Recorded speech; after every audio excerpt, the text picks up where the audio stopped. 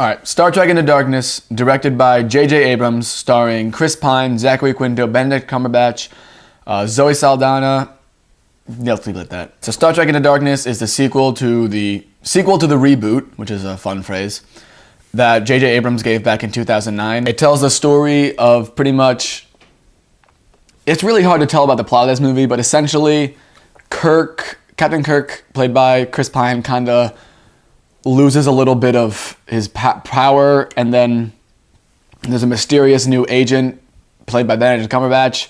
I really can't describe the plot of this movie very well without giving something away, so I'm just going to leave it at that. I'm not a huge Star Trek fan by any means. Like, I actually haven't seen any of the old Star Trek stuff. I've seen only the J.J. Abrams version. I did like the first one a lot, but I actually enjoyed this one more. I felt that it built upon the characters. It really had a good sense of what it was, and that was kind of what a movie like this has to have.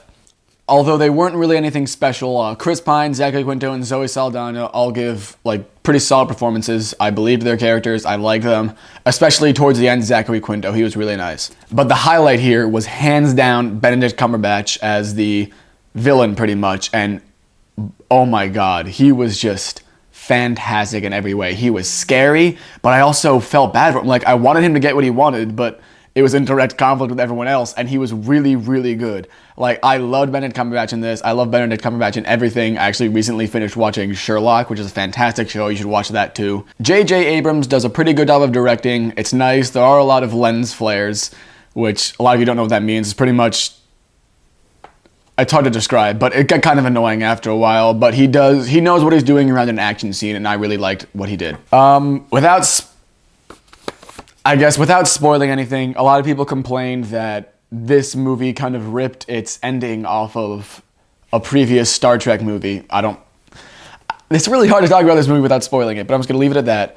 I obviously don't have this complaint since I haven't seen any of the other movies, but I enjoyed the ending a lot.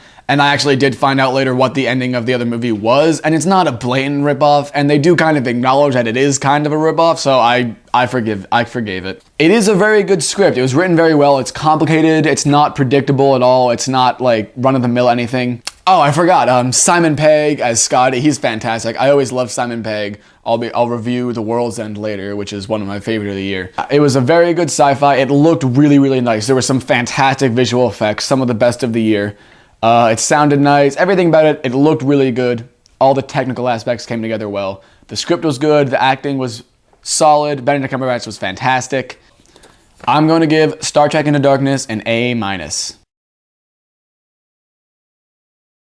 see what's next. Now You See Me. See you later.